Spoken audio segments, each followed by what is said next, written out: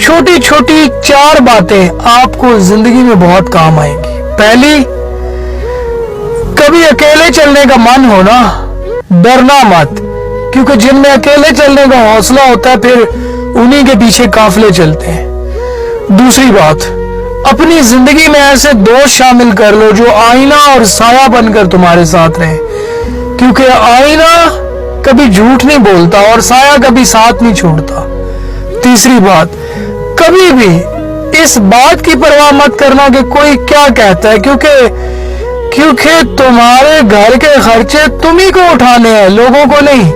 चौथी और आखिरी बात, जिंदगी में बस ये समझ लेना कि किसी की दुश्मनी इंसान को इतनी तकलीफ नहीं देती जितना प्यार में दिया हुआ धोखा इंसान को तकलीफ देता है। किसी से सुना था कि सांप 100 साल बाद इंसान बन जाता है, और इंसान को जब मौका मिलता है वो सांप बन जाता है।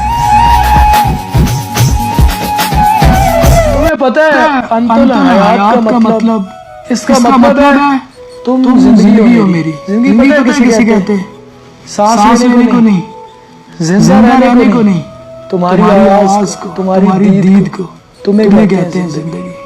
तुम हो अंतुल हयात। पता है हर इंसान की जिंदगी में एक टाइम ऐसा भी आता है जब वो शिकायत करना छोड़ देता है, मनाना छोड़ देता है, नाराज होना भी छोड़ देता है। फिर कोई इंसान चाहे बात करे तो भी ठीक, बात ना करे तो भी ठीक। और ऐसा मकाम तब आता है जब कोई इंसान बहुत टूट जाता है, उसके लिए चीजें मानी नहीं रखती, और बाद में आप अगर उसको देना भी चाहे तो वो भी मानी नहीं रखता।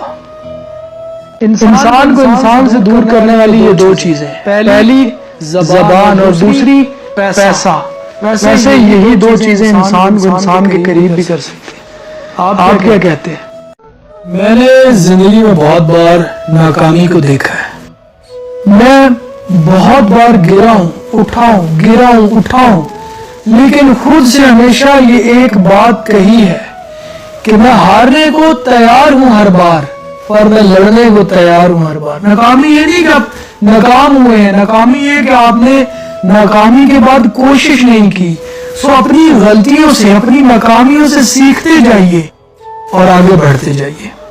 अच्छा, आपसे एक बात कहनी थी, अगर आप 1000 तसल्लियां करने के बाद बहू को पसंद करके घर लाए तो प्लीज खुदा के लिए उसे एडजस्ट होने का थोड़ा सा वक्त दें।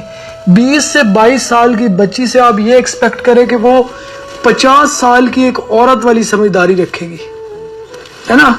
जैसे आपके घर में बैठी आपकी अपनी बेटी को आप बच्ची समझते हैं ना, इसी तरह, बिल्कुल इसी तरह बहू भी अभी बच्ची है, उसकी नादानियों को नजरअंदाज कीजिए, उसे वक्त दीजिए और वक्त उसे सब कुछ सिखा देगा।